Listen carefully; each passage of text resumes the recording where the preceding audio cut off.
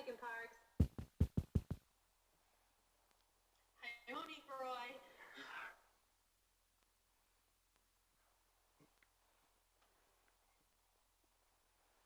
And Ryan is always someplace tropical. Hey, Ryan. Oh.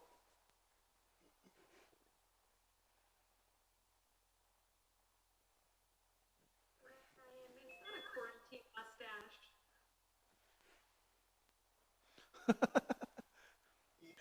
You're correct. You're correct.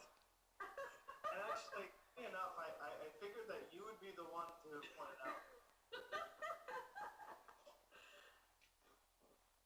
Hi, Jake. Hey, Bruce. Yeah. Alicia, how did you get that picture of Dingley in the background? So I downloaded just an image, and then under virtual background, there's a plus sign. So I did add image, and then I added it. There we are.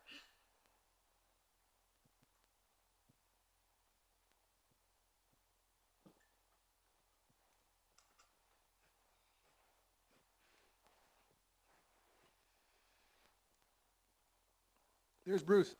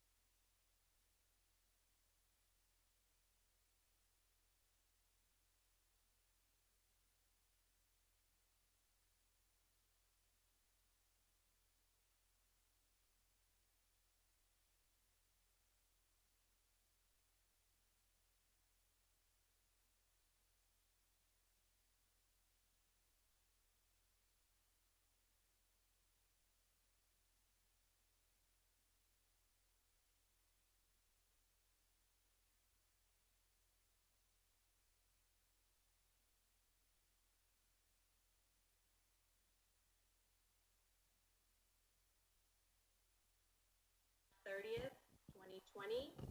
I will call this meeting to order. We have very short agenda.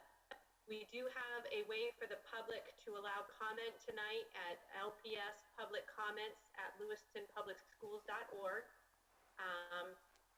So we will try to get to your emails to answer any questions that you may have, knowing that we want to try to keep this meeting to just the two items, which we'll have an update, and then we are going to listen to Superintendent Finn's remote learning plan. So with that, I will turn it over to Superintendent Finn to give us an update. Okay, good evening, everyone. Hopefully everyone can hear me and do our very, very best tonight so that we can communicate. We are live on our YouTube channel right now, live from the Dingley building, actually. So I'm sitting back in my normal state, and I have borrowed Megan's microphone because it's charged. So I appreciate that, Megan. Thank you.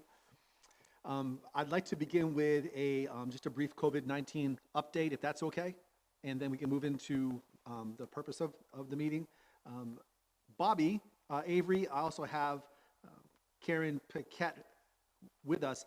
Bobby, can you give us a brief operations update in terms of where we are in terms of our COVID-19 situation? So we have an awesome ops team. As you probably have heard, we've got nutrition locked down solid. We've got facilities covered. We're paying people like it's business as usual. And please forgive me, I do have a puppy in the house, so he's a bit rambunctious. But it's business as usual, and we live for this. We're good at this, and I feel really good about what we're doing. Okay. Karen, could you please chime in on, from a teaching and learning perspective, where we are? Absolutely. Good evening.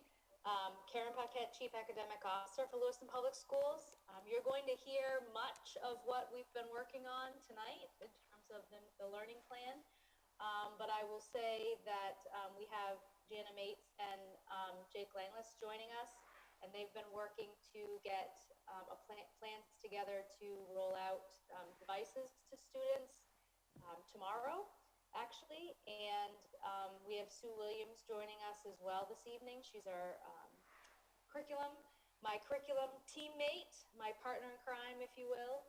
And we've been working on several things, getting a tech survey out to families to find out what they have available for internet access and devices, as well as several different pieces of the learning plan that you're going to hear about tonight. So, and then we're trying to keep the website updated with materials for families to access and students to continue practicing their skills.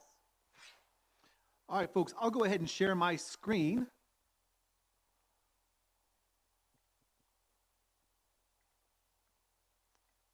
I am hoping that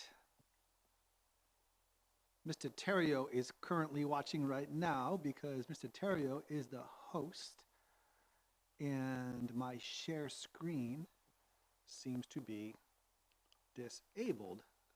So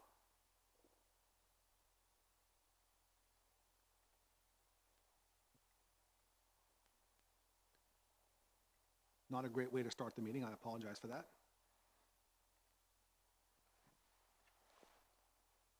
Just give me 1 second. Hopefully he's watching.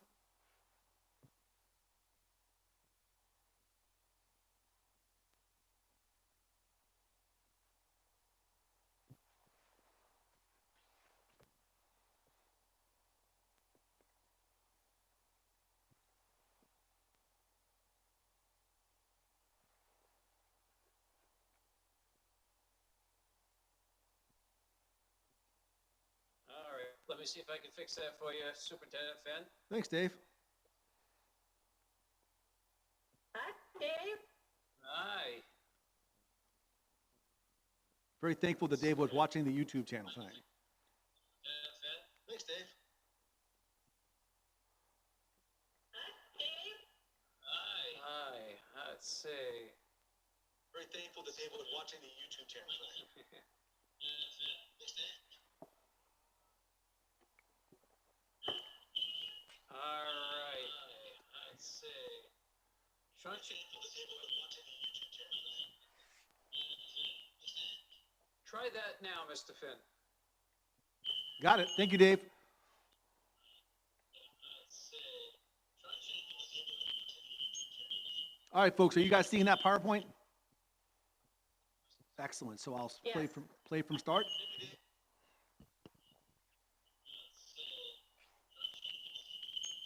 What is that? You see that PowerPoint? I think Yeah, we we get. can see the PowerPoint, but then I can hear you like speaking 2 seconds after or 3 minutes after you've already talked. I Is feel that like, feedback gone now? it's like deja vu. It's like I feel like I had this conversation already. Okay, we're good. Okay. All right, what I'm going to do for this segment, just so folks at home can see, is I'm going to cut the lights. The camera right now is on the screen. Maybe they can see it better, so just give me 2 seconds.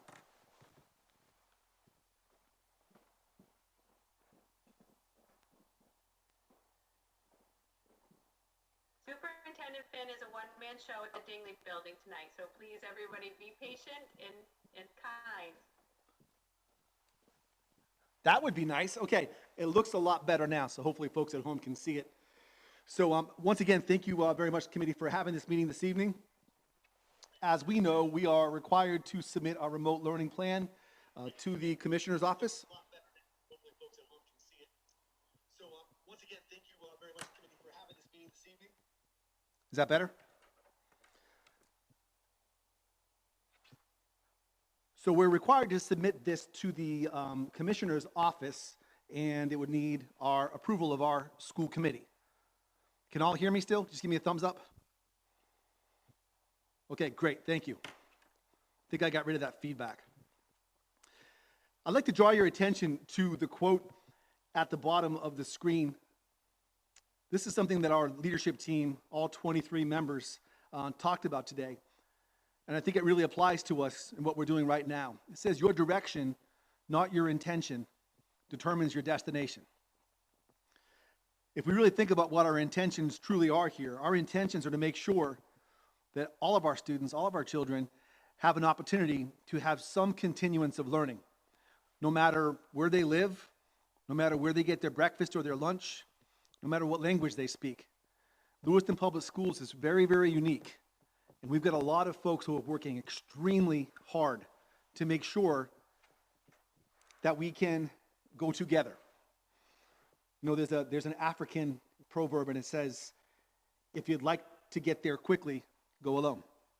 If you want to go far, go together. We are going to go together in Lewiston Public Schools. That means that we are not going to leave anyone behind, and it means that we'll do our very, very best to navigate through the delicate balance. So these are the elements of our delicate balance. There's a delicate balance between equity and making the best of a poor situation. Lewiston Public Schools could easily have taken care of the 45% or so of our students that are not economically disadvantaged and rushed out ahead and jumped on the bandwagon of handing out packets and materials and maybe giving some kids laptops, and we might have been up and running fast, but that would not be going together. There's the delicate balance between FAPE, free and appropriate public education, and unassessed instructional opportunities. We've got to make sure that we are in compliance with the law in terms of special education. There's a delicate balance between the health and safety of our teachers, of our staff, and of our students, and the desire to just do more. Our folks are contacting us each and every day saying, what else can I do? When can I come out? There's only so much that we can allow folks to do right now because of health and safety. There's a delicate balance between best practice and making do. There is no doubt in my mind that making do is essentially what every school district in America will be doing right now. When we talk about equity, we know that maybe some of the most equitable places that students will ever go to are the classrooms, where they have the same teacher, and they've got the same desks, and they've got the same opportunity. Although it's not a level playing field, it's closer to equity than we'll ever be. At this point in time right now, we're going to have to make do, knowing that depending on what home you live in, depending if your heat works or not, depending if Mom and dad could pick up some groceries if there was even any left. You know, the playing field is not so level. And so we have to make sure that we make do, realizing that we'll do our very best to make sure that we are maintaining best practice, but we're not going to be able to replicate what we do in our classrooms. There's a delicate balance between the greater good and what's best for Lewiston Public Schools. So when I talk about the greater good, we've got several school districts that surround us that rely on us, and that we rely on them too. And these school districts are much different than Lewiston Public Schools. At the same time, we've all got the same job to do. And so what we can't find ourselves doing is looking to see what a neighboring school district or a smaller school district is doing, and holding ourselves to that as if we're in some kind of competition. At the end of the day, we are not. We are not in that competition. We have to make sure we're doing what's absolutely best for our students. And I think that we all understand, because we've been talking a lot about our kids as we've been building out this budget. And I think that we all understand the very unique dynamics that we have in Lewiston Public Schools. So if we are going to pretend to be a different RSU or a different community and hold ourselves to that, we are never going to maintain direction. Our intention will be off. And finally, there's a delicate balance between impatience and sticking to the mission. And I have fallen victim to the impatience. You have all seen the same emails that I have seen from a handful of people. And although in and of themselves, through a very narrow lens, some concerns may seem valid, at the end of the day, this is a very wise school committee. It's a very wise school department, and we are very mission oriented. And we understand that there are some folks that don't understand that we are serving 6,000 meals a day. There's nobody else in the state that's doing that. We are also translating everything we put out into 5 different languages, and that doesn't happen overnight. We are constantly building analog and digital resources, and those resources have got to be translated out so that everybody has equal access to those. So it can be very frustrating as a superintendent, and I'm certain it can be frustrating as a school committee, you know, when we get an email saying, put all that on hold because my child needs this now. And we get that, but we are a public school system, and we are here to not just serve the students that can get it right now. We want to go far, because we could be in this for a long time. We're going to make sure that we go together. So all those delicate balances are the things that we've got to keep in mind. So let's talk about phase 1. Phase 1, well, we've been in phase 1 since the very first day that we said that we're going to cut off services in our buildings and try to maintain some semblance of an educational experience from home. We know that with our nutrition programming, that we are feeding 6,000 meals each day, and sometimes more. We know that our buildings needed to be sanitized and cleaned, top to bottom, and disinfected. We also know that we did one thing different than maybe any other district in the state, but not in the country. We wanted to make sure that our teachers and staff were able to prepare their lives for this remote learning, allowing our employees to get their houses in order. I will tell you that many of our teachers work 2 jobs, and they rely on that income so they can pay their bills. And they chose the very noble profession of teaching, knowing that it's not the highest paying profession. If you ever go down to any of our local restaurants here or over in Auburn, you'll probably run into someone that's waiting a table or tending bar or maybe even preparing meals out back. And those places are shut off now, and they're closed down now. And we've got some folks that are very stressed out because, thankfully, we're continuing to pay our folks, but they're accustomed to be able to pay their bills with the additional income. Many of our teachers who rely on 2 jobs no longer have that. That's a serious stressor on them and their families as well. We know that most of our teachers have got parents somewhere that they're really worried about too. They've also got their own kids who aren't going to school either. And when we talk to the folks just on our leadership team who are educators that are now having to educate their children at home while they're supposed to be doing remote learning, they're telling you that after 2 weeks, they're already very, very frustrated. They're hitting the wall already, and they need some help. So we wanted to make sure that our employees felt supported that they got their houses in order, and that they'll be emotionally and structurally prepared for long-term support. And so rather than, let's go back to that. If you want to go fast, go alone. If you want to go far, go together. I believe that we need to prepare, and I think everyone in the room believes that we need to prepare and plan for this to go far beyond our hopes. Our hopes are to get these kids back in school on April 27th. But if we're worth our salt, we're planning for that maybe not to be the case so that we can go further with things that are richer and deeper and more meaningful, and dare I even say, enticing for kids to maybe even want to continue over the course of the summer. Our plan is going to address that.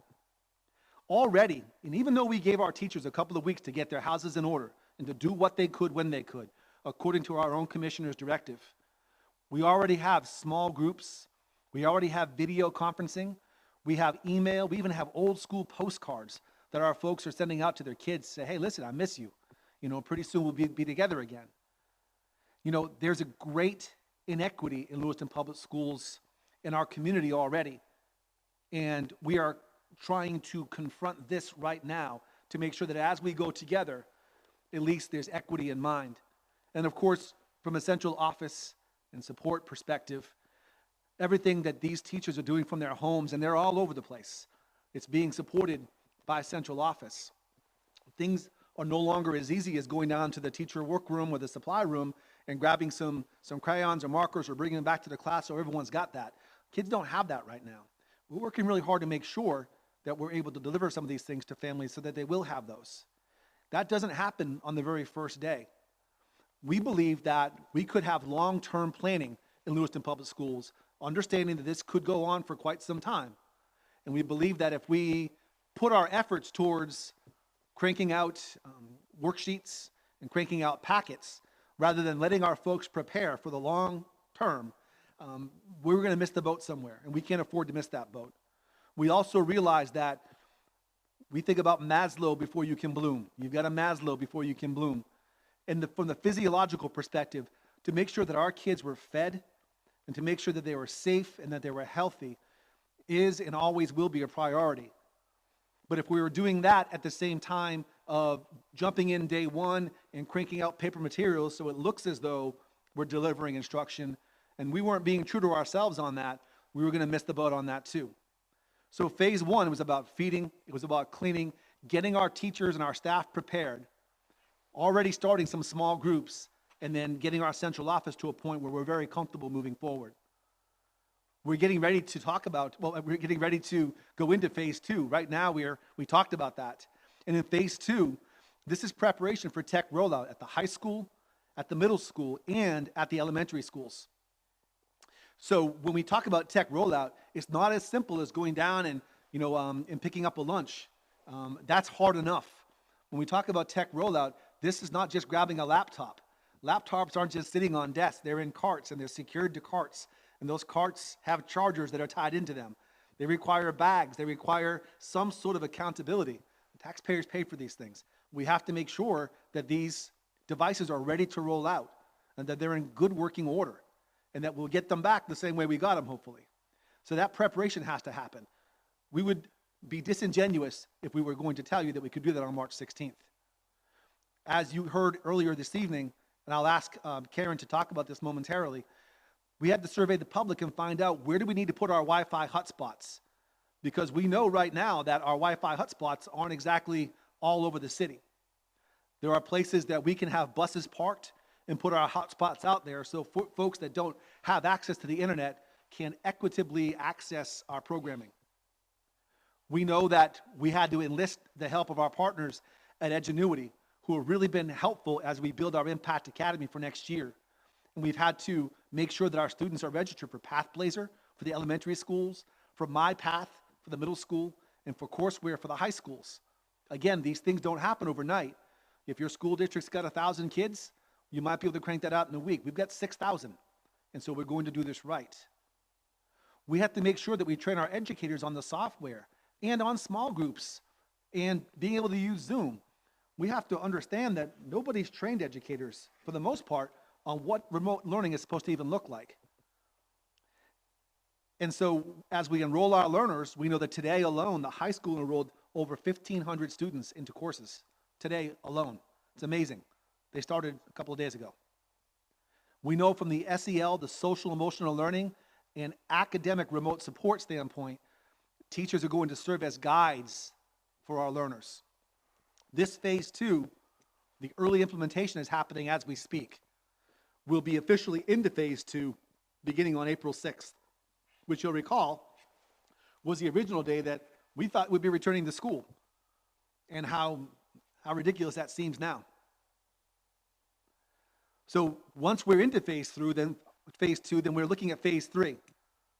Phase 3, that's making sure we are 100% plugged in. That's our full tech rollout. By the way, Janet and Jake will talk about their rollout tomorrow because their kids pick up their devices tomorrow. And this is with CDC guidelines in mind, social distancing in mind. It's not as easy as handing out report cards, but they've got a great plan. We intend to have a full tech rollout when it's safe and healthy to do so. So even our elementary learners, beginning with grades 5 and 6, can put devices in their hands and go home and take care of the things that they have got to take care of. We know from an SEL and academic remote support, that will also continue. We know that we will be providing choice of path, pace, people, and place. We know that we'll be working within IDEA, IDEA, and FAPE. We know in phase 3, we'll do something called Inspire Ed that we do here in our district in January. And Inspire Ed is not only professional development that we are going to provide for our staff through central office, but our teachers who provide their own professional development for each other will be able to do that. We believe that in May, if we are still at this in May, that we'll be able to do Inspire Ed professional development for teachers by teachers, which is pretty cutting edge. And then, of course, we want to monitor the effectiveness of innovations now and consider which of these things that we were sort of forced into because of this, we might actually adopt into our regular classroom settings. So then we have teacher and staff expectations.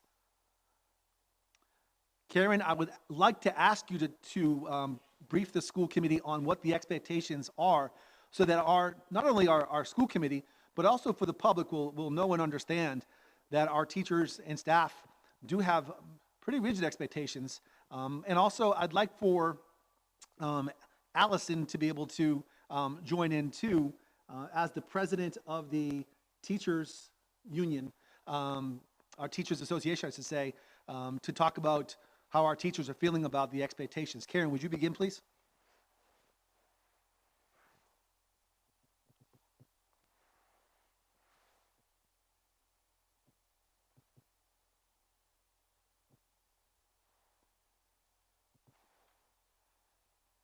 Teachers are already doing a lot.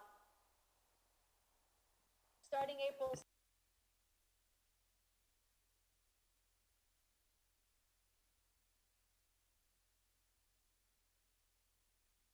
emotional needs, to check in with students about how things are going, how they're feeling, let them know that they are thinking of them.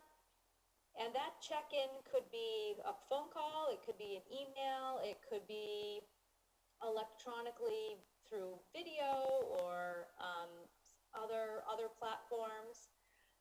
And that expectation of twice a week will be split between all the all the teachers that a student would see. So if a student at the elementary level has clearly a classroom teacher, but then also may see a special ed teacher or may see an ELL teacher, those folks will collaborate to reach out to those students so we're not overwhelming families with multiple phone calls or multiple emails.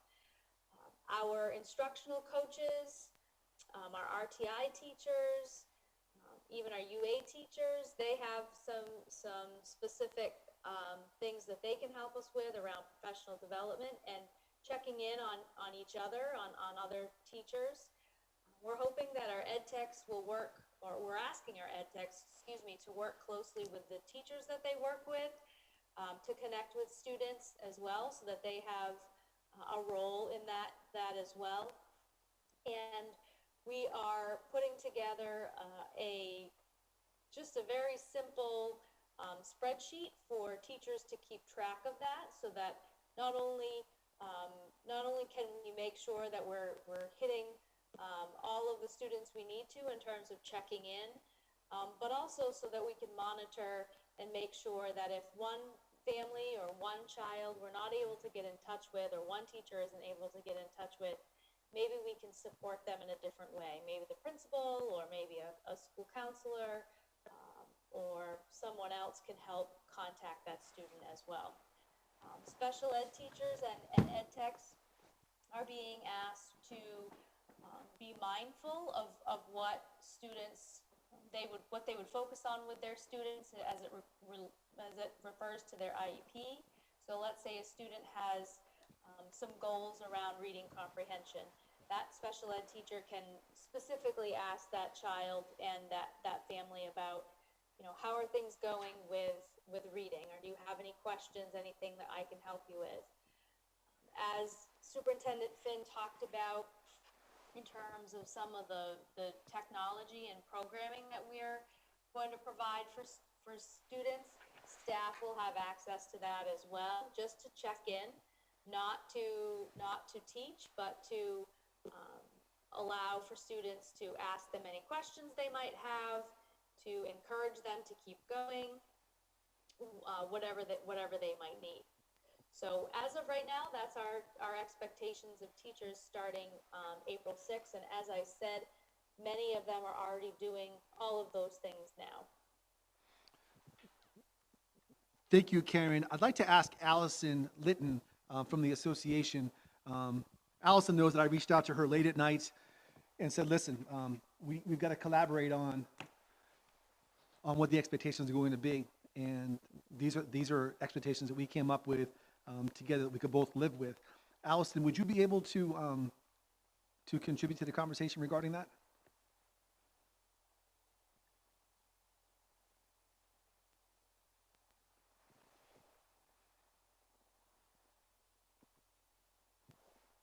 Is Allison with us?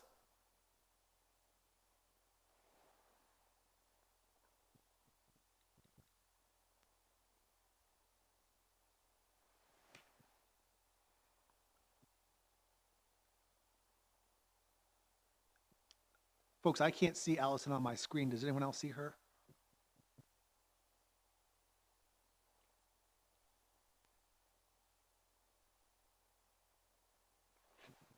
Figure out your microphone right now.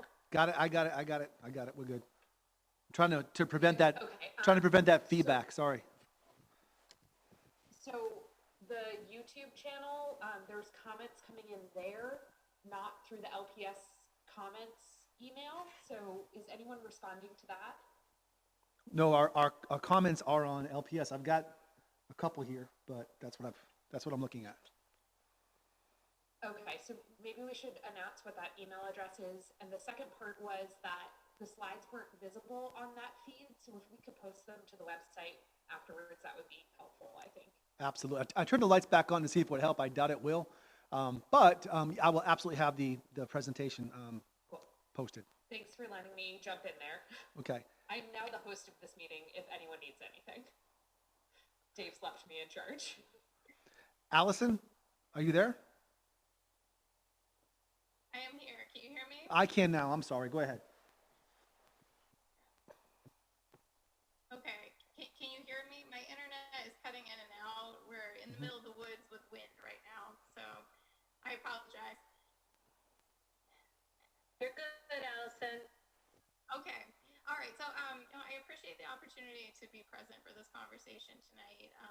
As Superintendent Finn mentioned, we have been in connection throughout this entire process and collaborating on the next steps, and we're here now. So as Karen mentioned, I think we're coming to a point where there's set expectations, where people are starting to feel a little bit grounded. It's not such a traumatic kind of response that our students are feeling, but also we need to acknowledge that the adults in their lives and also in our schools have been dealing with their own families So as we continue through this process, however long it may be, there's been a lot of communication that's been very direct with staff. The expectations at this point are very clear and reasonable. As Karen mentioned, a lot of folks have been doing this since day one. They've been in touch with families, they've been in touch with kids. I'm assisting and collaborating with the nutrition efforts, and on a daily basis, I have 5 to 10 teachers reaching out to me saying, how can I help with, this for this student of mine, or this student is looking for this. So I think we're all kind of just working as a team right now, and it's true that it's not that go alone, right? Because it truly does need to be a team effort. And I think, Lewiston, from what I have heard from other districts around the state, it's the appropriate way to move forward. We haven't had to step back on anything, which I think is amazing. The recommendations that I've been hearing from colleagues around the state, same thing, take it slow, make it right. So I commend the district for making those decisions to roll out in phases, because that truly is, in this uncertainty, what's been most helpful, I think, to everybody involved. Thank you so much, Allison. We appreciate that, and be safe in the woods. Folks, as we move on to the next screen, we'll see that phase 4 is a place that we all want to get to. So remember, we talked about your direction and your intention. This is our intention right here. Our intention is to one day collect all this technology back up, get it all cleaned off. Our senior grades and activities will resume at some point in time. I'll ask Jake to talk a little bit more about that this evening. Documentation and reconciliation to close out the 2019-2020 school year in this unprecedented time. And we know a possible return to school in FY20, and the plan is for 27-20. So if that is our intention, we have to make sure that in all that we do, our direction brings us there. If we lose focus on direction, as we know, we may not ever get to our intention. As we know, we've got over 1,400 learners that are English language learners in our district. We know that today, as we drove around to the nutrition sites, we were able to drop off translated information, so all of our folks will be able to access our website and our programming as well. And our teaching and learning department, as well as our English language learner department, put together comprehensive documentation in 5 different languages that were delivered out to those who came by, the 3,000 students that picked up 2 meals each today. So we know that translated learning materials have been created in 5 languages. They were available at our nutrition sites. They were deployed today. And we're even in discussions now about building receptacles for learning materials. We're ready to build those things. We're talking a little bit about what might that look like, and how could we make that work if folks wanted to drop off boxes of crayons, or if they wanted to put some paper in there or something along those lines. We're weighing that out right now, so we've not made a decision on that yet, but we're looking at the feasibility of that. Our folks in maintenance are prepared to go ahead and build those for us, and they were ready to rock and roll this weekend. We said, let's do this first. Let's get our deployment out first, and then we'll talk about the need for that down the road. Again, folks are just itching to be able to jump into the game and make a difference. And finally, this is my last slide. This is the conclusion. I think this is very, very important. We put a couple of videos up. I put a couple of superintendent videos up for folks, just in not in shirt and tie, just in my regular Todd Finn home clothes, just to talk to folks on Sunday night. And what's important is that our parents understand that we're not asking our parents to be classroom teachers, that we are right now in the middle of a global pandemic. This is very serious. We all know that. The last thing I want parents to feel as though they have to do is to have the pressure of teaching their children. We want them to be able to make sure our kids, your kids, are safe, and make sure that that our students they come back to us, and they come back to us well fed. And if we can help with that, Lord knows we will. We're not asking parents to be teachers, we're asking them to be parents. But we also cannot expect classroom teachers to replicate their workday. It's an exercise in futility to expect that a teacher is going to have an 8 o'clock to 3 o'clock classroom going. It's not how remote learning is supposed to work, and that's certainly not how we choose to approach that either. We must be mindful of the anxieties and emotions of all of our learners. Our kids are in a very scary world right now. These are things that we were watching in movies just a couple of years ago. We were watching Will Smith run around New York City, or we were watching Matt Damon and Gwyneth Paltrow go through their struggles. And now we look at this and we say, oh my gosh, our kids are actually living in this right now. And they're mindful of that because they hear the news, and they're on social media, and they're reading some good information and some misinformation. And for us as educators to truly believe that they'll get the same quality instruction, even if a teacher was with them from 8 to 3 virtually, we've got to be mindful of the social and emotional piece here, because our kids are scared right now, and so are their parents, so are our teachers. We must be mindful of health and safety concerns. And so I say that to say to you that when we get emails from folks that don't understand why we just don't open the buildings up and let students all go in and get their laptops, that we have got to be very mindful. We've got a mayor who's working incredibly hard, who used to be on the school committee and who communicates with me on a regular basis. And he's working incredibly hard to make sure that social distancing is in place. If we were to just say, come get your laptop at schools, we just took all that work and put it back a week, 2 weeks. Certainly something we don't want to do. And so we have to be also very mindful of the health and safety of our volunteers who are still going to show up tomorrow. And they'll be there with their gloves and with their masks, and they'll be handing out tablets in a very structured, strategic way. It's not as easy as, why can't you just open the building up? A question was even also asked, well, if you're feeding all these kids, why can't you just hand up laptops as well? And not as simple as that. Our child nutrition folks are working incredibly hard, harder than I've ever seen really anyone work. And they're going out there every day, they're looking in the mirror and they're crying, and they are getting in their cars and they're heading out to those sites, and they're hoping that they're going to be okay too. So we're not going to put the burden of, also you're going to be handing out technology and chargers as well. It's not how it works. Health and safety will come first. And I hope that our committee, I'm confident that our committee will be able to weigh that out when we get very scathing, and dare I even say, I'll go ahead and just say it, rather inappropriate and very rude communication from some folks that don't understand that health and safety will come first before anything else. We want every single one of our children and every single one of our teachers and our cafeteria workers and our custodians to come back safe when we come back. When we reunite, we want to be 100%. We must make sure we protect our students and staff alike. We must be realistic about what can actually be effectively completed remotely. I read a report from China, and of course, they're starting to come out of this right now, and we will too. But they talked about take whatever you would normally do, cut that in half, and then cut that in half. And you might be able to get that done because of all the other dynamics that are going on. And so we have to really kind of shift our expectations on that and say, okay, what can we actually do? Now, I have seen from across the country some expectations of parents to wake their children up at 6 o'clock in the morning, and their day is figured out until 8 o'clock at night. And I guess my question is, well, who's going to do that? Who exactly is going to do that? And if we're going to say we're going to do it, we know we're going to do it. So the Lewiston perspective is, let's see what we can do about getting these students into a blended learning environment where they can access the learning when they can. But it's equitable learning because it's the same learning for every grade level. And so there's a chance to do math. There's a chance to do literacy because of the edgenuity that we're bringing on. Believe it or not, Jake and Jana will be able to talk and maybe even share with the committee what that even looks like tonight.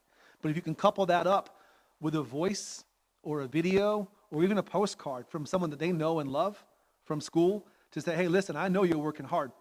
And is there something that I can do? How are you? Not what are you doing, but how are you? That's when blended learning really does come into play. Of course, I'm going to bring up that E word again. We've got to be mindful of equity. We can't put equity on the back burner because it's convenient for 4 or 5 people. We can't say equity is great, but I want my kid to get ahead. We certainly can't entertain the notion of professionals in our community that will contact us and say, well, you can just give worksheets to kids at the food sites, but let my kid have access to online learning. That's not what Lewiston, that's not how we were built. That's not how we're wired. And again, we're going to go together. And so in all that we do, we'll make sure that we've got equity in mind, and yet we still know we're not going to quite get there, but we're going to make a darned effort to get there. And when all's said and done, we're going to see these kids again, and we're going to see our teachers again. And when we do, it's important that parents know that we are going to recalibrate upon return. We know that we're not going to pick up where we left off. There's a chance that we come back in April. There's a chance it could be May. There's a chance it could be next year, next school year. We understand that the whole country has to recalibrate. When we talk about students falling behind, my question is, who are they falling behind? Everyone right now across the country is essentially shut down. Let's not worry about if my kid doesn't complete 6 packets or my child does not complete 70 worksheets, that they're going to be behind. That's not the case. When we recalibrate, we're going to meet learners where they are. And we will do our very, very best in Lewiston to do what we always do and what I've seen us do in my 9 months here, and that is teach and learn and grow and excel and achieve. And so with our remote learning plan, and of course, I believe that someone might have been trying to ask a question here. I'd like to see if we could allow the committee to ask questions just after Principal Langlis and Principal Mates have an opportunity to talk about 2 things. A, what they know about the Ingenuity program that they've been working with in their schools already, and B, the exciting rollout day tomorrow. Principal Mates, I'd like to ask if you could possibly chime in first.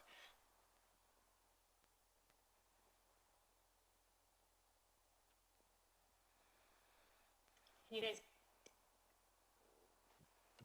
Yes? Okay. So as you guys heard, we're going to deploy laptops tomorrow, so I'm excited to get kids connected. Obviously, there's a little bit of anxiety around, making sure that all goes smoothly, but we're in a pretty fortunate position at the middle school. I think it was probably last month we had an opportunity to talk to the school committee briefly about some of the blended learning that's already going on there, and probably about 2 weeks before schools were shut down, we were fortunate enough to have been able to assign a login for every single student at Lewiston Middle School to what is called My Path, and it's a literacy and a math, and it's marketed as an intervention, but it actually ranges from 3rd grade up until 12th grade, so it meets every single student where they're at. And so our main blended learning platform for students at the middle school is going to be this My Path. And so every day that they want to log on for as long as they want to log on, they will be able to access literacy and math at their level. Their level is identified by their NWEA scores. And for students that opted out of that NWEA, there's a short 30 question sort of diagnostic assessment.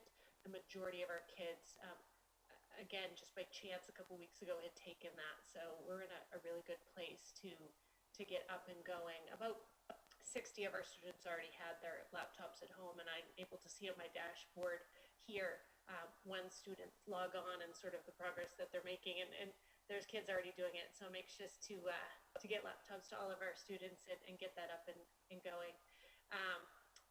I do have some slides to share if people wanted to see, but at the same time, I'd be happy to let Jake talk a little bit and then take questions if people have questions as well. Jenny, can you go ahead and show yours first? Okay, I don't know how to share my screen though. Do you see a little green button that says share screen at the bottom? Don't worry, Alicia Ray's the host. She's gonna get you. So I have a share button. Do I just hit the share button? Okay. Yes. Does it say you're allowed to, or does it say I disabled it? It brings up some stuff that's not what I was gonna display. Screen, whiteboard, iPhone. Yep. So click screen and then click share in the right bottom corner. And if Ingenuity is pulled up, it should display that. So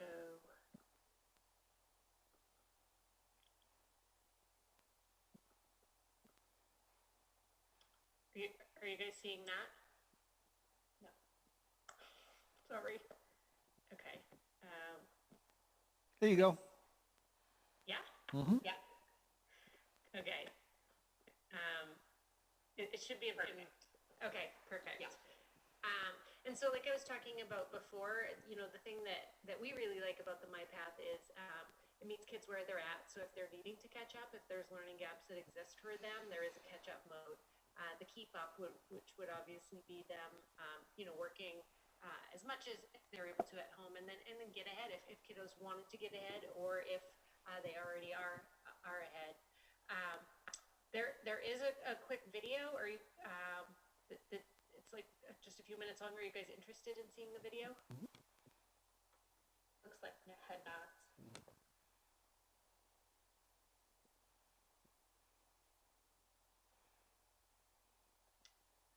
Okay. You have to bear with me. I don't know how to move to click it.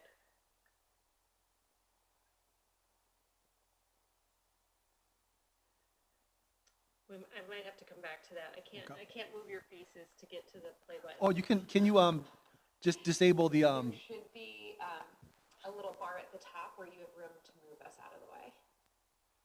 Or a minimize button.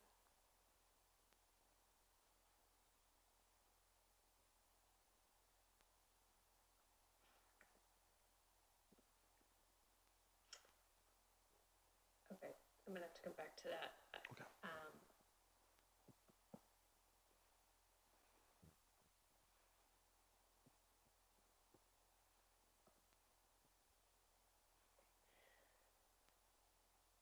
So I'll talk about what the video would have shown if I could get it to work. But basically, if you're a student and you're logging on to MyPath, there's very similar to a classroom in a workshop model. There's a few minutes of direct instruction in which there's an actual recording of a teacher introducing the mini lesson. And so the direct instruction. And then there's supported practice. They give you a couple practice examples for students to work on. There's an audio component so that it would read the question for them. And then if the question, you know, if the student gets the question wrong, it sort of walks them through why it was wrong and has them try again. And then there's some independent practice, an opportunity for students to have a little bit more extended time to practice independently, and then an assessment at the end. So very, very similar to what we would expect in a classroom as far as the pacing goes. I will share this with you guys. There is a MyPath brochure, which is just sort of like a 3-page that highlights the sort of the key components of MyPath. What I wanted to show you guys is like what a student would see if they were to log in to the program. And so there are 4 different proficiency levels for students. So you could have foundational, which would be significantly below grade level. You would have basic, which is a grade or 2 below where you should be. Intermediate, meaning you're on grade level, and then advanced. And so this is one of our actual students who just received their log on, but per their NWEA scores, they are on grade level in math. And so when they log in to do their math, they're going to be exposed to grade level math. This student happens to be advanced in reading. I believe it's an 8th grade student who's working at a 9th grade reading level, so they would be exposed to doing some 9th grade math work. And again, in a building of almost 800, every single student's screen is going to look a little bit different. And I like the fact that it's individualized to them. And then I wanted to take it down just one more to show you, actually 2 more. So this is sort of like a lesson overview. And so this would be for a student who's at a basic reading level. And so overall, there's, you know, almost 23 hours of learning time total. And the expectation would be that, you know, a student could do it over the course of the entire year if they're logging on for half an hour and that works for their family. If that one day they want to spend an hour on it and that works for their family. The lessons range from between 45 minutes to about an hour, but they're chunked in 5 and 10 minute segments, and a student can stop and start whenever they want. They can also review if they were watching a video or they wanted to rewind and see the lesson again. The cool part is, though, you can't fast forward the first time. You actually have to watch the video and the lesson, but you can rewind it and play it again. Just some examples here. In this lesson, they're talking about like word relationships, first person point of view, referencing, Diary of Anne Frank. It's pretty relevant content. It takes into, accountability for, diversity. It's engaging. The teachers are actually certified teachers and that have recorded themselves. So although it's not the same as being in a classroom with a teacher, it is nice that they actually have someone speaking to them and scaffolding the instruction for them. And so this is an example of like what a student screen would look like. And this lesson is on using context clues. And so this would be the warm up, and you can see the teacher in the right hand corner. And then as the teacher is going through the lesson, in this case, she's actually using like a highlighter to point out and to star and to do the different strategies that a teacher would be doing in the real classroom. So again, I apologize that I can't figure out how to use the video. I'll get better at that for next time, but I will share this so that it can go up on the website for you guys. Thank you, Jana. Thanks, Jana. Jake, would you Awesome. be able to jump in? Sharing your Jake, could you jump in?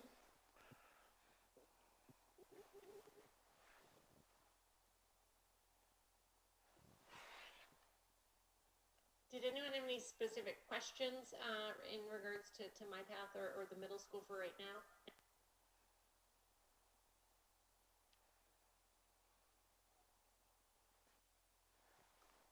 All right, Jake, I think it's all you.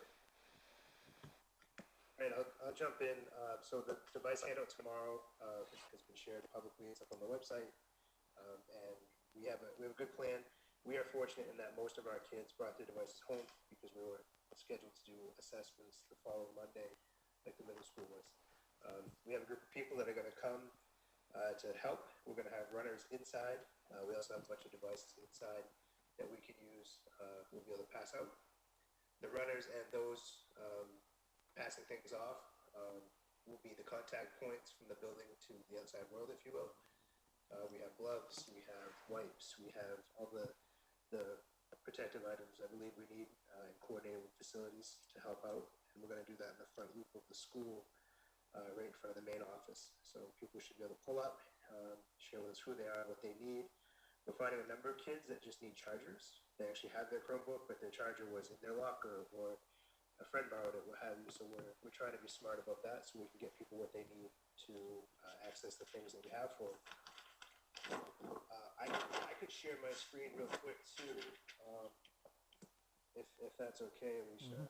Of course it's okay. You know how to get to that? I do. Okay, great.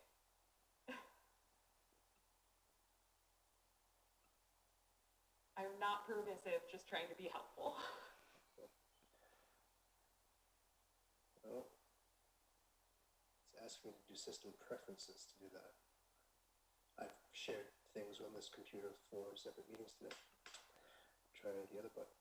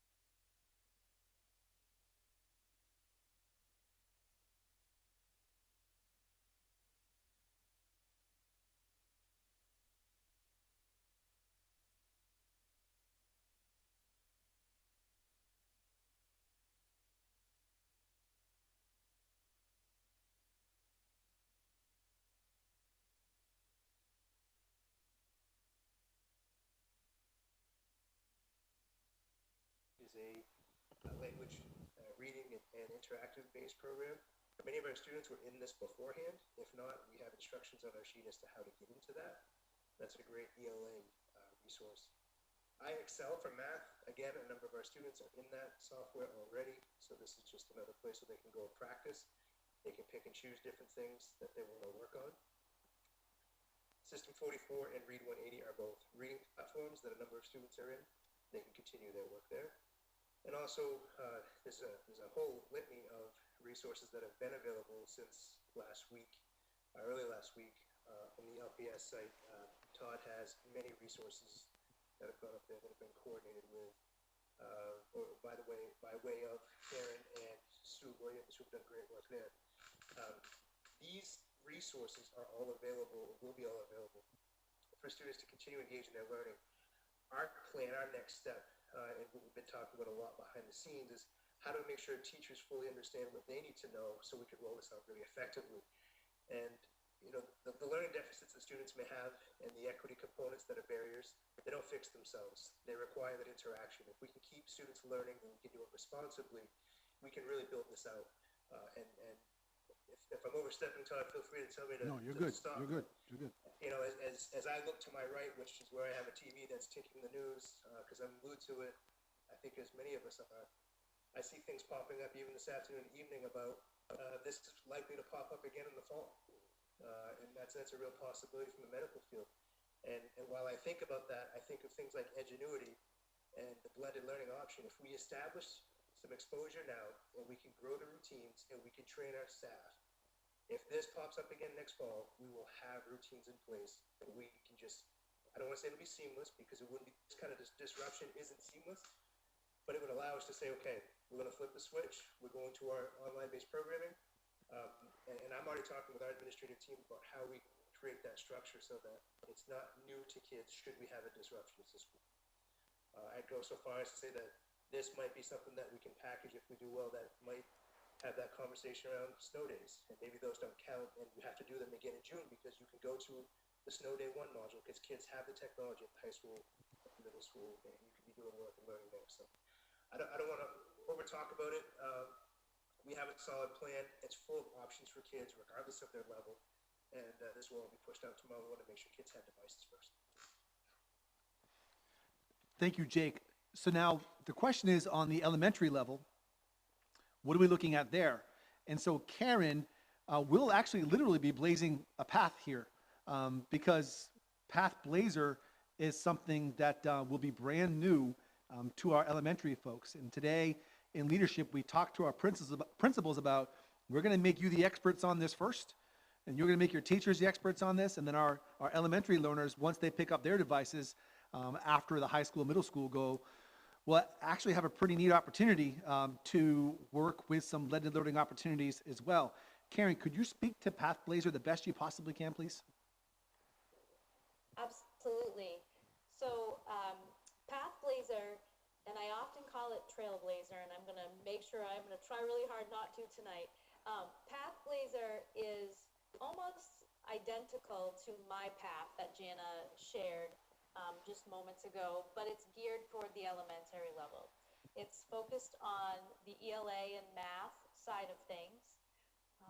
At this point, we are securing our licenses, and we will hopefully within the next couple days be able to get those secured and get our students uploaded and get some training for our administration, as Mr. talked about, so that they have some ideas of what this looks like. At this point, we will not be uploading and using NWEA scores at the elementary level. It's another step that would delay us a little bit. So we would be asking students to take that very short placement assessment that Jana spoke about, very short. And it will put kids on a path that matches where they are. It's very user friendly. Like I said, it looks very much like what Jana shared at the middle school level. I was looking at the kindergarten trial account that I had. this morning, and then I was looking at the second and third grade, and there is even a difference in those two in terms of the characters that are used and the teachers and the language that those teachers use and the tools that the teacher uses and asks the students to use as well. Again, there is a option for things to be read to students. Students cannot fast forward through the first time. They can rewind and go back, but they can't fast forward. And it will allow kids to work at their own pace, and really they can actually choose what they work on. They can say, well, within reading or within math, this is what I'd like to work on. There's some very foundational things with spelling and word patterns, all the way up to really close reading and rereading items for certain different purposes. So in math, there's the gamut of math strategies as well. So Jana's display and slideshow really would be almost identical to what I would share with you, so I won't do that, but it is almost exactly the same, but at an elementary level. And so we're working hard to get that up and running, and our plan hopefully is to have that in place and ready to go as soon as possible. Karen, would you be able to share with the committee a screen to show our curriculum page on the website, so folks, not only in the committee but in the public, can see the work that's already been up there? This is prior to Edgenuity. So Edgenuity is going to be able to add to a lot of work that's already been done. And it was Member Parks who had made a recommendation that we really try to make it obvious as to where this is, rather than just have a little link. So, so Megan, we made a big old pencil, and we put that pencil right in the middle of the screen, so folks will know to click on that and they can access. Looks like Karen's going to pull it up for us.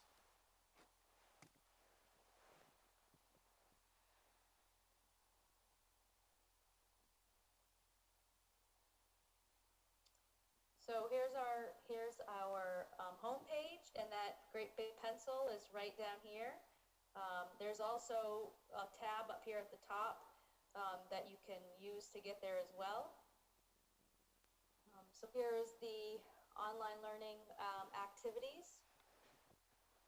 These distance learning menus down here. And you'll notice the tabs for different grade levels. I'll click on first grade. And you'll notice that there's a variety of resources in here, some for just first grade, and then there's some grade ranges as well. And here are the ELL resources that Superintendent Finn was talking about. Show you the first grade menu of activities. Again, this includes a sample schedule that does not have to be followed to the exact time, but just an option for families. And then you'll notice that there's some digital resources here as well, almost 3 pages, I think, or more. And then here's a reading menu for reading. And again, students can just select one or two things, depending on the time that they have. A writing menu, a math menu, a science and social studies menu, allied arts, and the social emotional learning menu. I will share that these menus were not all our idea. We definitely have colleagues across the state who are using some similar things, and we've shared our items, and we've borrowed and shared our resources as well with them. So it's kind of a group effort. So Karen, I appreciate you sharing that And of course, we know that we have that for all the different grade levels as well. So that's even prior to the Edgenuity coming on board, which really bolsters our arsenal, if you will. And of course, last night we caught on to Catawba College, which is in North Carolina, where I spent some time. And Catawba College is offering free college courses for our high school kids that want to have access to that. There's lots of colleges across the country. Yale's doing it as well. And so these options have been clearly communicated, and yet we find that we have to even be more clear. And so we'll continue to post videos of your superintendent at his kitchen table or in a rocking chair, talking about here's what we've got to offer. We'll continue with our robocalls, our translations. We'll continue really bolstering our communication through our website, so folks know that. I'll just be I'll be biased here and say that this beats worksheets all day long. This beats packets all day long. Now, I can also tell you this, is that a lot of people have sacrificed so much to make this available for our kids because that's what they believe. That's in their DNA. That's what they do. Karen, Sue, Bobby, Jake, Jana, all the principals, the folks who have contributed to this have made it so that if this goes further than or longer than we would like for it to go, and we're going to be okay. As you can see on those menus there, we're not going to run out of learning opportunities. Jake pointed out the other day during a meeting, and Jake often says some things that just stay with me for a little while. I just let him kind of marinate for a little bit. And Jake pointed out from some neighboring and some friends in other districts that we have, a lot of the frustration has been that the remote learning has actually been way more remote teachers doing about 95% of the work, and we've created lots of passive recipients on the other end, and that's not how it's supposed to be. It really should be an opportunity for our students to choose between path, pace, people in place, really discover more about themselves, what type of learner they are. And when you really think about the options that Lewiston Public Schools has offered that go beyond a standardized packet, that go into, would you like to go to the Cincinnati Zoo today? There's a link on that where they can actually go there and they can write about that. They have choice in the Edgenuity to move at their own pace and not worry about being that kid that's afraid to ask the question. Just rewind it, watch it again. I'm really excited about our plan. I'll remind the committee that this is a phased plan. Phase 1 doesn't go away because we're in phase 2, because we're still going to continue to feed our kids. We're still going to make sure that our maintenance folks are doing all the fantastic things that they'll continue doing, because that doesn't get put on hold. As we embark into phase 2, as we're really in that ramping up phase of that on this Monday evening, it's going to be exciting to find out how our students and our parents and our community members really react to all of this choice. And it's something we have to be very, very mindful of. My thoughts are that by the time we get into that phase 3, we really got one of two choices. Phase 3 is really going to kick in because we go beyond the 27th of April. And that would bring us all the way into potentially May or June, if that's the case. I would say to some of the folks that have been very, very vocal regarding the fact that we've not adopted packets and worksheets, I would say that it's important to know that in the beginning of June, we're not going to really be focusing too much on 2 weeks in March, where it took us to get our folks and our kids prepared for what really is exciting in terms of opportunities here. The day will come where we reunify, where we reunite, where we get to see our kids again, and it's very emotional for me. So if my voice cracks, excuse me on that, but also for everyone else, that we know we've all kind of been through that, but we feel as though as educators, you got to have a purpose in life, and you want to just get out there and be with. That's why I do Fridays with Finn. I want to be with the teachers and kids. It really makes you go, go, go, and that being taken away from us, it makes us have to really reconsider what our purpose truly is. I am so proud of our folks here at Dingley, so proud of our teachers, proud of our parents, because 95% of our parents are sending messages just saying, thank you, and we really appreciate this. I'm proud in advance of Janet and Jake tomorrow, because they're going to pull off great rollouts in a time where we have to roll the dice a little bit on this, but we want to make sure our kids get their devices as well. And we're going to be just fine.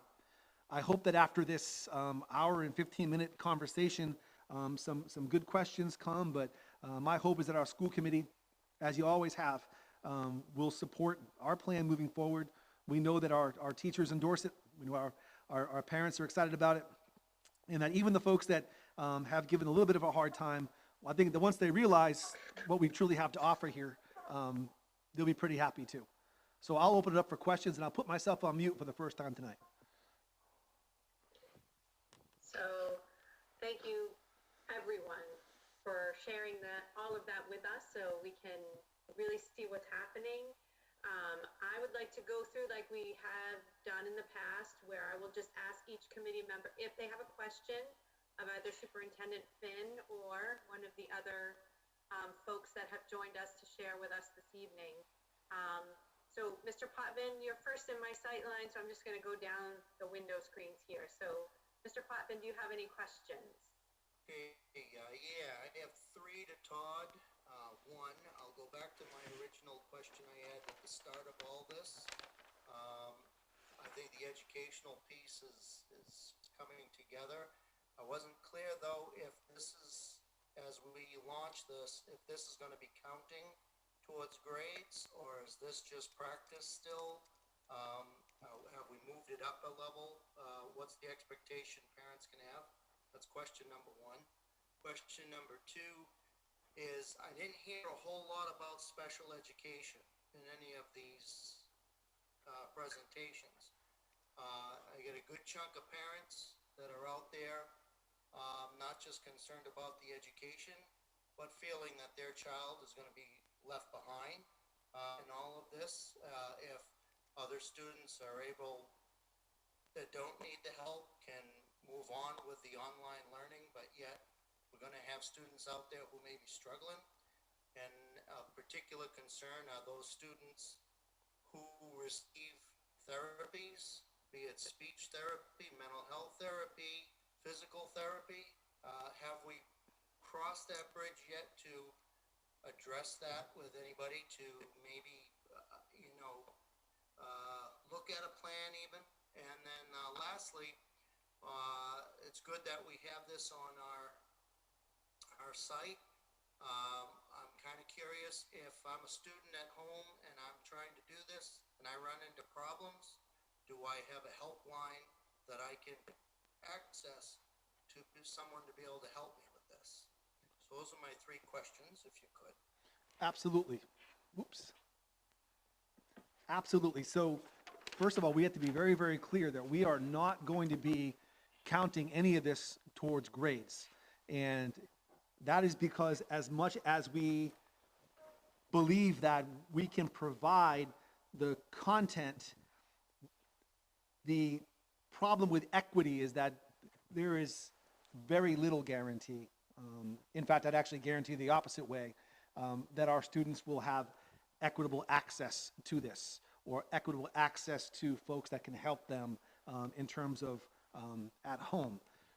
We are not going, we've made it very, very clear that we are not going to be grading, but we will be monitoring. We will be providing support along the way. So as a lot of this is practice and enrichment, and we are not providing grades for this right now, of course, our students can assess themselves, but we're very mindful of staying equitable here. In terms of special ed, that has been really the hot topic, and it's been the hot topic across the country. We know that we have districts that we've spoken to in Massachusetts that have completely stopped all instruction, especially on the South Shore. They've so Ron, you're familiar with the South Shore. They've just pulled back and stopped all instruction because they don't want to violate FAPE. We've got some pretty good legal teams up here, and the legal teams up here that that we've spoken with said, listen, you've got to be making an effort to make sure that that we're still checking in on our kids' IEPs, checking in on their goals, and that's part of the plan that Karen had spoken about earlier this evening. And so, Karen, can you bolster this a little bit with what the expectations are specifically with special ed, and then maybe even talk about the therapies piece? Yeah, absolutely. So Pam, Emery, and Anna, Matthew, and myself, we actually problem solved this the other day, Ron, before we even put the expectations out. And we needed to find that balance between checking in with kids and making sure that we were meeting those social emotional needs and making sure kids were getting that piece, but then also being mindful of faith and not overstepping that. So special ed teachers, as I said earlier, will be part of that check-in process that will be specifically looking at students' goals and checking in about those goals. So if a student has a reading comprehension goal, for example, if their IEP is based on academics, then that's what the special ed teacher will check in about. That teacher will have access to the online platform too, to be able to check in and just say, hey, is there anything that I can help you with? In terms of the therapies, many of our service providers have been putting together some resources, much like what I shared with you for the content areas, for not only our special ed students, but for all of our students. So some, might be some fine motor activities, it might be some gross motor activities, different things of that nature for parents to have resources that are specific to that. And then those service providers will also be checking in with students as well as it relates to those goals. Jake, go ahead, Jake, and then I'm going to ask Bobby to chime in on our own help desk. But Jake, go ahead. Address for all the high school related things to provide support. I can't log in. I don't know my password. Something's not working. So we have several people at the high school level, part of the admin team and our instructional leaders who will be involved in that so we can answer questions as they come in. Also, I would say, and I know it's not perfect as we initially roll it out, but once we're rolling, Edgenuity does have some things built in to support students with disabilities. The explicit instruction is designed as a way that's the cornerstone of the courses. It does model learning strategies, including things like meta-analysis and metacognitive strategies. And the curriculum itself is designed to be accessible. And there's also tools that are built in to provide supports for learning. Everything from speech to text, guided notes, things of that nature. So again, it's not perfect. It's not a true blended teaching model, which would really be the ideal situation, which would hope that we can BMX well if this pops up again. But the courses are built well so that students who have different needs have supports. Bobby, could you, and I know this is really putting you on the spot, we didn't talk about this today, but Ron asked a real good question regarding a help desk. And we've been talking about setting up our own sort of technical help desk. Could you talk about that a little bit? Yeah, I can, absolutely. So we've been toying around with the idea of having, well, I envision two different types of help desk. One would be on the ops side, which would be our technology crew responding via email, text message, phone, whatever, phone call, to help families when they have a technology need. It wouldn't necessarily mean that we would be going to homes, right? But it would be doing our very best to help via the electronic source. And then there would be that curriculum help desk, and that's for Karen and Sue to design. But that's more around Edgenuity and helping families navigate Edgenuity or MyPath or anything curriculum based. So we're working on that. Okay. Excellent. Oh, Karen, you want to add something quick? I just wanted to say, I don't know, Jake got cut off when he was talking before. They do have an email address set up for the high school as it relates to Edgenuity, and Jana and her team have one at the middle school for Edgenuity as well, the curriculum side of things. And once we roll out Pathblazer, we'll have one for the elementary level as well. Awesome. Thank you. Ms. Whitlow.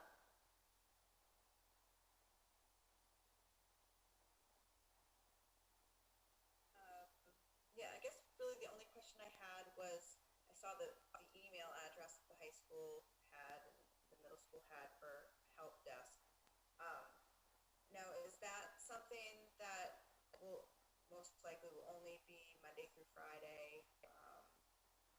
Like, do you expect there'll be more than one person on that? I expect it will be a high demand at first. And what's that, like, turnaround time of response expected? That's an absolutely awesome question, Tanya. This is one of those things where we're gonna find this out as we go. I would say certainly during school hours, because these are school employees that will be monitoring this Monday through Friday. Obviously, the email will be great because it'll allow us to, in an off hour or an off day, get in there and see if we can provide some answers first thing on Monday morning as well. I think you're absolutely right. If we're not careful with front loading our folks with the information they need, something as simple as how do I log on? That could be one of the very first questions. I'm very impressed with what Jake and his team have come up with to really walk kids through that. They'll be picking that up as they pick up their devices. But we all still know that there's still going to be some folks that just need to be walked through it. I think that you're right, Tanya. The traffic is going to be pretty high regarding the help desk. And that's why it was really important that we had that established as well before we just decided to panic and hand out laptops. That being said, the demand's going to increase because as we look at 5th grade and 6th grade, which is just around the corner now, this is brand new for them as well. So again, we're going to learn a lot. Edgenuity does have a number. By the way, Jake just put that on the screen. Edgenuity's got a number that kids can call regarding Edge. But as Bobby pointed out, it actually might be more device-oriented. How do I even do this? But I guess the good news here, and Ron, I'm going to wrap it back to you again. The good news here is if you think about it, when we talked about, who knew? 2 months ago, we were talking about this Impact Academy. And we were talking about how wouldn't it be cool if kids could log in, work at their own pace, have someone off to the side to give them a hand, set up a help desk. Look where we are right now. The entire district just turned into Impact Academy. Wow, there you go. I would say this is that there's going to be some kids that absolutely fall in love with this. And there are going to be some students that say, please give me that teacher back. I'll do whatever they say. I'll spit my gum out. I promise you I will. But there's still going to be a large percentage of our kids that say, I kind of like doing that. And so by accident or by fate, Impact Academy, which we'll talk about at a different committee meeting because Ron and I and the whole committee are very excited about this. It's going to have some instant clientele as well. But a lot of that hinges on our ability to support it. So Tanya, it's going to be, I'm going to be on this one too. So I'll be part of that help desk as well. And maybe you'll call me and I'll let you know how we're doing. Miss Ray? It always surprises me because the orders are different on each street. But so I am pretty much on board with everything. I just wanted to thank administrators who are on this call and not for being so responsive about COVID-19 stuff, but also other questions that have come up, and also working on the budget and presenting that to the city council. It's just how many things can we juggle all at once, and you all are doing them, and I feel like there's a really good plan in place, and that doesn't mean there's not going to be any hiccups along the way, but I think you've thought of a lot of things that I wouldn't have, so thank you for putting in the work for it, and I'm looking forward to how it goes tomorrow. All right. Mr. Donovan? I don't necessarily have any questions. I think everything's been covered very well. I appreciate the work that everyone's been doing. And I think in regards to a lot of the communication and, some of the comments we've heard that, might be misinformed. We're all learning. Everybody's learning right now. So it's great that we're all able to just, respond in a calm, orderly fashion and just, get people the services that they need in the right fashion. So I appreciate the work that everyone's doing, and that is all I have. Thank you. Thank you. And then, so Ms. Parks is going to come back in. Her battery on her laptop was dying. She was going to call back in. So we'll go to Mr. Damon.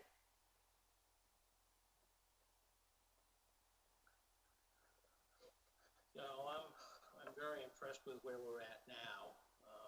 I'm glad to see that we did take a measured approach to this. I had two thoughts. Hopefully, we're not looking at a September reunification, although I guess that's not out of the question. I guess one of my thoughts is, what happens to the 21st century program in summer school if we can't get back into buildings before September?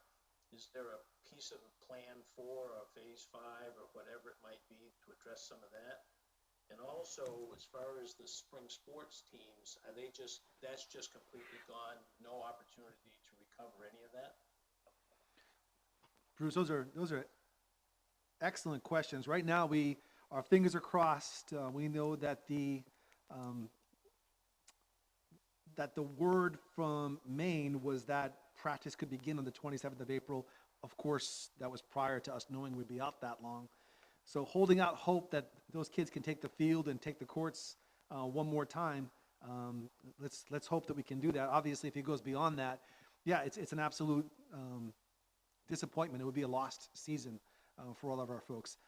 My heart breaks for the seniors. I can't imagine my senior year not being able to play baseball. I can't imagine that. But it's their reality right now, and it's a big part of their anxiety as well. Regarding 21st century, on our website, I was very impressed to see last night as I was going through it. I go through it every night. There's always new content on there. But there is a 21st century link there. And they've done a good job at putting together some virtual programming for that. Ron, I think it's, Bruce, I think it's an excellent question. What would summer school look like? And so, okay, that phase 5, it's really intriguing. If we had to get ourselves into a 21st century summer school, I would say this is that given the bulk of April, May, and June to really get our head around what this looks like, we might actually have one of the first virtual summer schools and be able to apply some of our 21st century resources to that. I can tell you that now you got my wheels turning, and you tend to always do that with me. So when I get home tonight, I will be reaching out and saying, what might this look like if we get ourselves to June 15th, June 16th, and we've got to launch some sort of virtual summer school. What might that look like? Obviously, we're all just hoping it doesn't come to that. But I will say this, Ron, we get a very smart committee, and we get a smart central office and some smart folks out there, and we'll have something in place. But thank you for sparking my interest now, because now I'm curious. Or Bruce.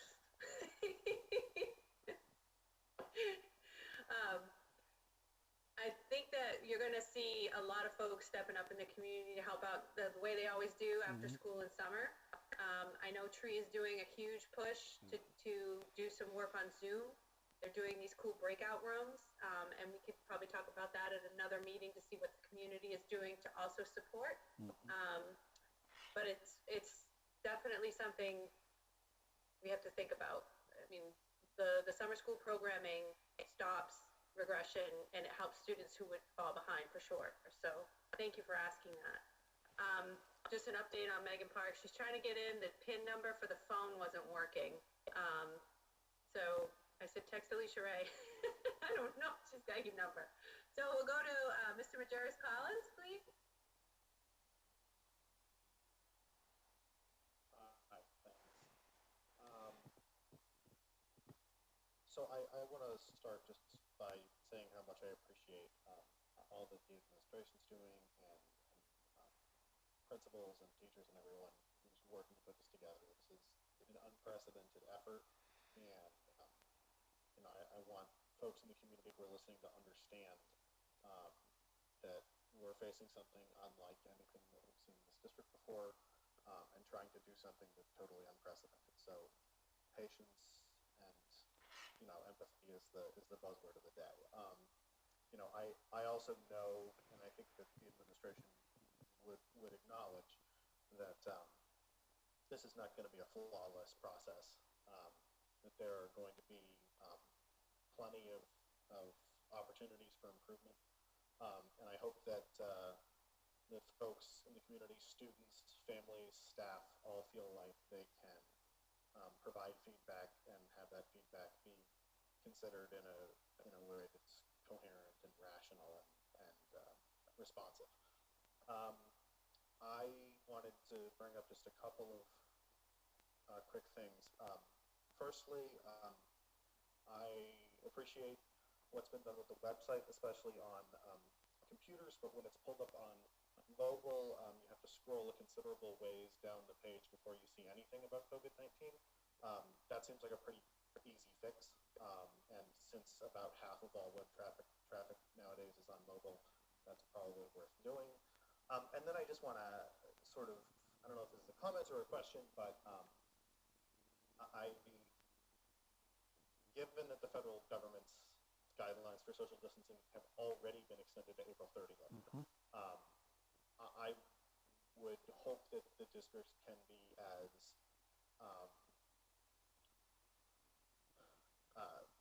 clear-eyed as possible about when we can realistically come back, so that people can make plans consistent with that. I personally can't see a way that we're back on the 27th, but obviously this is the more complicated question than any one person, but it just seems to me like I don't want to set people up to be disappointed, and I especially don't want to set people up to be disappointed multiple times. So I just think that it's important that we be as level with people as possible about when it's realistic that kids might be back in school and when it's not.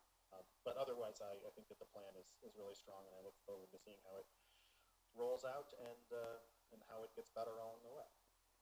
All right, thank you. Thank you. Yeah, I think it's really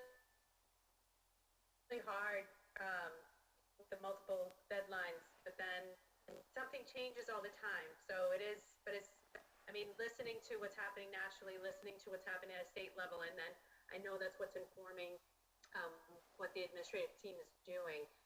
It's just really, it's super hard. Linnea, Ms. Hopkins? All right, I am here. I don't have any questions. I do want to say getting on these Zoom calls and hearing these plans that can actually happen and things that actually make sense and are going to do the best we can to serve our community has really become a highlight of the week, because looking out the door and thinking, do I get to go to work today or am I stuck in the house for the next 3 weeks, has been kind of stressful. So being able to come here and see actual plans and good hard work, I'm really thankful and I'm really appreciating them. Keep up the good work, and I'm full support of the plan. Let's do what we need to do and keep thinking about our kids first, and our administrators, our support staff, because without them this is nothing. It's just an empty plan. So keep up the good work, guys. Thank you. So, Megan, I can see your telephone. Can you speak?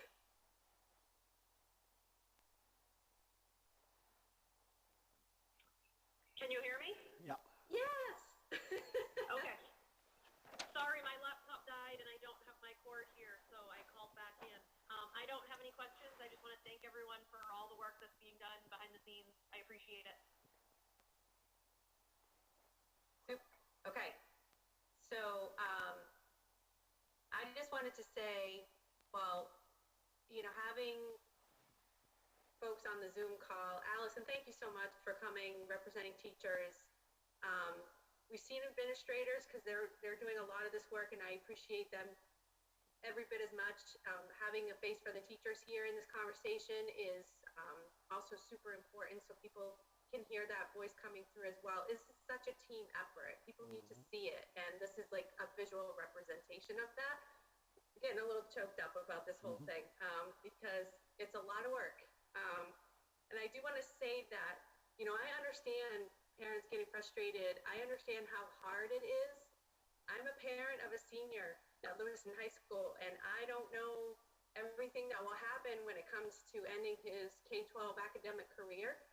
I don't even know if I'll get to see him walk across the stage to receive the diploma he's earned. But it isn't anyone's fault, and it certainly isn't a problem that we can solve quickly. I trust there'll be a solution to try to make kids in our districts and families whole. So I will have patience and kindness and acknowledge all that has been done and will continue to be done. And I'm really hoping that others will do the same. So with that, I would like to see if there's a motion. I will entertain a motion. Madam Chair, I'd like to make a motion to approve the superintendent's remote learning plan. Second that. Second by Ms. Whitlow. Any more discussion? Seeing none, all those in favor?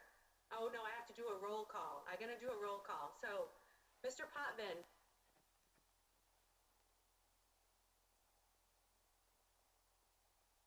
Yay. Ms. Whitlow. Yes, yay. Ms. Ray. Yes. Mr. Donovan. Yes. Mr. Damon. Yes. Mr. Majoris Collins. Yes. Ms. Hawkins. Yes. Ms. Parks. Yeah. And a yes from me. That is a unanimous. Okay, folks. Good luck tomorrow with the laptop rollout. I hope everyone can stay safe. We'd love to have an update to see how it goes. And folks this is going to be posted, right, Mr. Finn? Yes. Yeah, I'll post Thank the video itself wasn't that good. That's the one comment we got was it couldn't be zoomed in. But what I will do is I'll post the presentation. Perfect. Excellent. Okay. Thank you, everyone. Have a great rest of your night.